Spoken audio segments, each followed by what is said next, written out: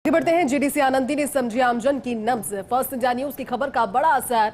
JDC Anandi की पट्टों के ऑटोमेटेड पंजीयन की व्यवस्था को लेकर के सार्थक पहल।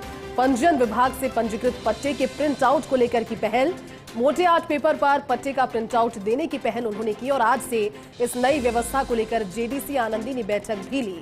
इस बैठक में महानिरीक्षक पंजीयन शरद मेहरा भी शामिल हुए और ऐसे में जेडीसी आनंदी ने कहा कि पट्टे का दिया जाना चाहिए प्रिंट आउट, मोटे आर्ट पेपर पर दिया जाना चाहिए पंजीकृत पट्टे का प्रिंट आउट, क्योंकि ऐसा अगर होता है तो ऐसा होने से लोगों को ऑटोमेटेड पंजीयन व्यवस्था को लेकर के इंटरेस्ट बढ़ेगा, रुझान बढ़ेगा।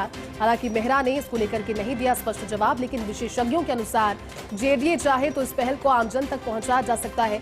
अब चलिए इसी खबर पर ज्यादा बातचीत के लिए एसोसिएट एडिटर अभिषेक श्रीवास्तव जुड़े हैं। अभिषेक, एक बार फिर से फर्स्ट इंडिया की पहल का बड़ा असर हुआ है और संज्ञान में अब इस प्रकरण को लिया गया है। पूरी खबर समझाइए, क्या जानकारी इसको लेकर? देखिए, जेडी ने हाल ही में ऑटोमेटिक पंजीयन की व्यवस्था शुरू करी है कि इसका सीधा मतलब यह है कि जो जेडीए का जो पोर्टल है और जो परिवहन पंजीयन विभाग का जो ई पंजीयन पोर्टल है, दोनों का इंटीग्रेशन किया जा चुका है।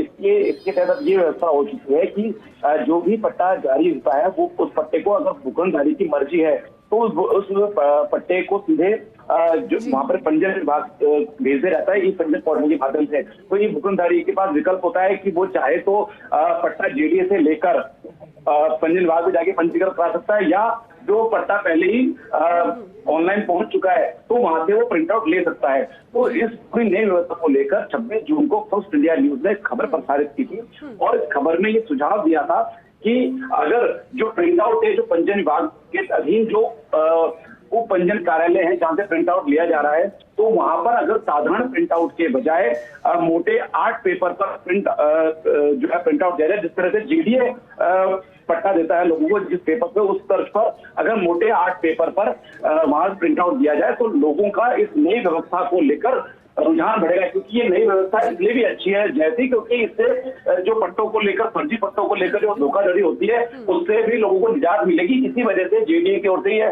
पहल शुरू की गई है और इस तरह से ये ऑटोमेटेड पंजीयन व्यवस्था लागू की गई है।